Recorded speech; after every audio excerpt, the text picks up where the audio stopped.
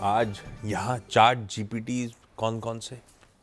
देखिए, मेरी कमेंट से आपको पता चल गया होगा कि सबसे ज़्यादा बुलिश में आईटी पर हूँ। IT। हाँ, तो सबसे पहला स्टॉक भी आईटी से ही लेंगे हम। Okay. Tech Mahindra. IT stocks में सबसे शानदार मोमेंटम है यहाँ पर। अब जो महिंद्रा एंड महिंद्रा ने अपनी इन्वेस्टर प्रेजेंटेशन अपलोड की थी, उसमें भी उन्होंने कहा था कि टेक महिंद्रा में वो एक टर्न अराउंड पूरा होते हुए देखेंगे 2027 में। तो 100 डे मूविंग एवरेज से एक अच्छा ब्रेकआउट, 200 डे मूविंग एवरेज के करीब पहुंचा ये स्टॉक, 3 गुना से ज़्यादा का डिलीवरी वॉल्यूम है और यहाँ पर रोल ओवर हुआ है 92% के करीब का। अगर आपका पूरा सीरीज़ का व्यू है दिसंबर सीरीज़ का, तो दिसंबर सीरीज़ के लिए मेरा one of the favourite stocks रहेगा। एक चैनल के डाउनवर्ड स्लोपिंग चैनल के नेगेशन के भी हम काफ़ी करीब हैं, तो और शॉर्ट कवरिंग भी हो रही है यहाँ पर। तो ये आज का पहला स्टॉक हो गया चैट जीपीटी में मेरे ख्याल से।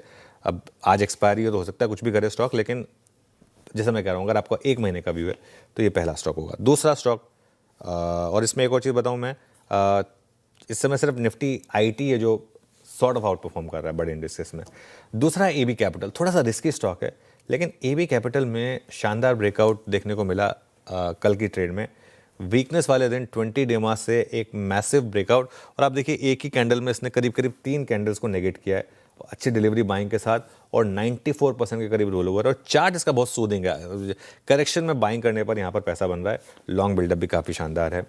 और एक मेरा फेवरेट, मेरा नहीं एक्चुअली वीरो का फेवरेट पैटर्न होता है pole and flag breakout. Covid के बाद से सबसे ज़्यादा पैसा इसी ब्रेकआउट ने बना के दिया है।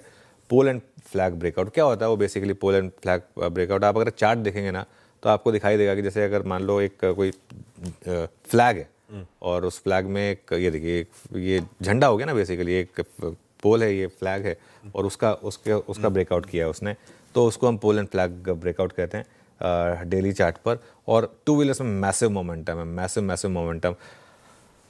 जब हार्ली डेविडसन और बजाज की वो लॉन्च हुई थी ना बाइक्स, मुझे याद है हमने सौरभ मुखर्जी से बात भी की थी उस समय।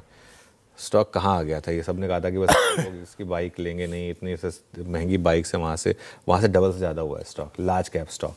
खैर एनीवे, बहुत शानदार मोमेंटम में ये स्टॉक, तो ऑल टाइम हाई पर भी है।